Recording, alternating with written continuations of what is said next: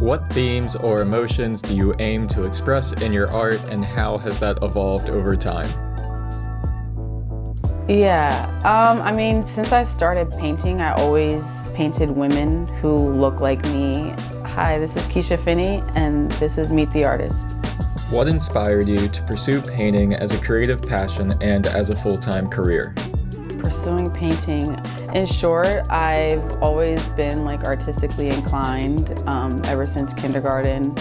But it was after I graduated high school, I worked at AC Moore. I was able to get back into that artistic environment, and I picked up painting. It was just the thing that I gravitated towards, and I just kept nurturing it, and I always come back to that as my favorite medium. Murals are definitely, I wouldn't say they're my favorite thing to do just because it's just intimidating because it's huge. But I actually just started doing them because of COVID, and we weren't able to be in contact with people. I wasn't able to do events and do henna and all the other things that I do as an artist. So I applied for the COVID murals in the city, and I got accepted for that one. Yeah, so they chose 10 artists, and we had 10 days to make these murals. I was one of the artists that were chosen, and it was the first big piece that I've done that big, so I just don't say no. And I feel like every mural that I do, it's always a new challenge, so it's I'm never doing the same thing twice.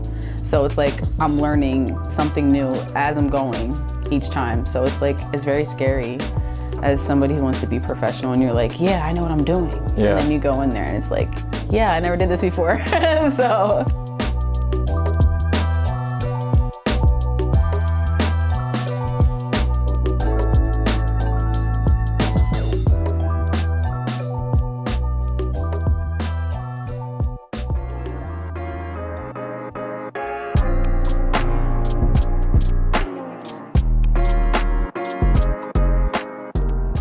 What themes or emotions do you aim to express in your art, and how has that evolved over time? Since I started painting, I always painted women who look like me, and but it wasn't until I did the George Floyd mural, and my art was seen as activism, and that was a first for me. It was something that I really never thought that I would be, or somebody would call me.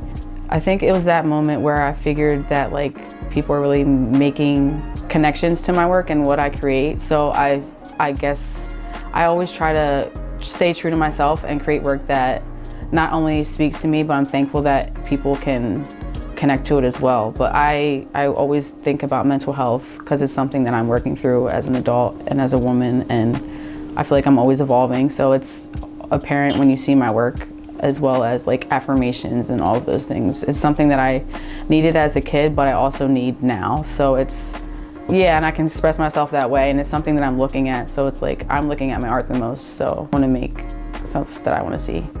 How do you feel that it was labeled as activist artwork? Yeah, it definitely is. I feel like it was a lot of words that we created art that people weren't able to speak in that moment. So it was very powerful in that way, but it was also a lot of pressure because I didn't know what to do with this information that people are calling me an activist, and now I'm the face of artists in Lancaster and Black artists. So it's definitely a pressure that you have to get used to, but I think it's a good pressure that keeps me going.